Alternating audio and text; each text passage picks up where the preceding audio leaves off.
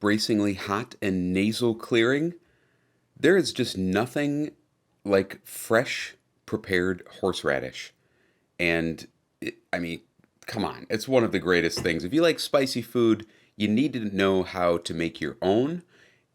Here, just for example, horseradish from a store is on the right. Doesn't that look gross? It's all oxidized. It always is. And it's overly seasoned with sugar. Horseradish that's homemade is on the left. It should be pure white and so hot that it will offend your friends and family, make children run screaming, and possibly harm the elderly.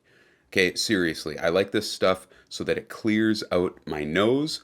That is the kind of horseradish I want. If you're going to do it, do it. The first thing you need is a fresh horseradish root. It's fine to buy it at a store, but you want to buy it during a time when the horseradish is dormant, okay? So that is going to be in the fall or in the winter. I prefer to buy it in the fall. The reason is that during the growing season, horseradish is not going to have any energy and it won't be spicy at all, okay? And growers and suppliers, they don't seem to care, or maybe they think the public won't notice. That's why there's a lot of variation in horseradish roots if you buy them at different times throughout the year. So take your roots, your eyes, you might want to wear goggles, honestly. The fumes are quite strong. We're going to put salt and sugar in there, and then a mixture of vinegar and water. And you can use a food processor. You may need to use some more liquid. I like mine really thick. You can always add a little bit more liquid. And then we're just going to buzz this up in the Vitamix or in the blender. You can also use a grating attachment if you want it kind of rough and grated. I like it kind of pulverized like this because it distributes into the cream sauce that we're going to make later. That's kind of what you want. It should kind of look like pulp. Then we're going to pack it into a jar. This will last in the fridge and keep a good heat for months on end. You can also freeze it, but because it's basically pickled, there's really not a reason to freeze it, but it will make sure that the color stays. And the color will stay for a long time.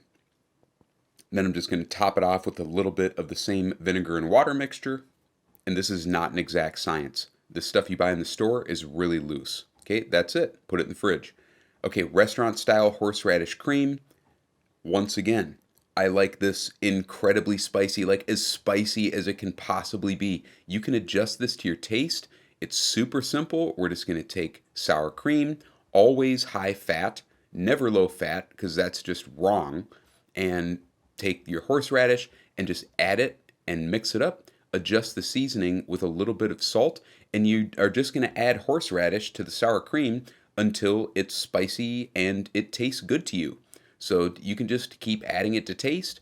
But the real trick here is, okay, I'm seasoning it there. I tasted it. It needs a little bit more salt, so I'm just going to adjust that, mix it in. It needs to be a little bit more spicy, so I'll add a couple more tablespoons. And this is just so easy, and you can adjust it to your taste. You can add like fresh dill or fresh herbs if you want. But if you make prime rib, if you like steaks, if you like grilled vegetables, if you like food at all, this is how you want to make your horseradish cream. Just straight up and simple. I like to put it right back into the sour cream container, just like my grandma would do, and the rest of that is going to get smeared on a cold smoked venison sandwich. That's it. Super easy. How to make prepared horseradish at home. The recipe is on my website.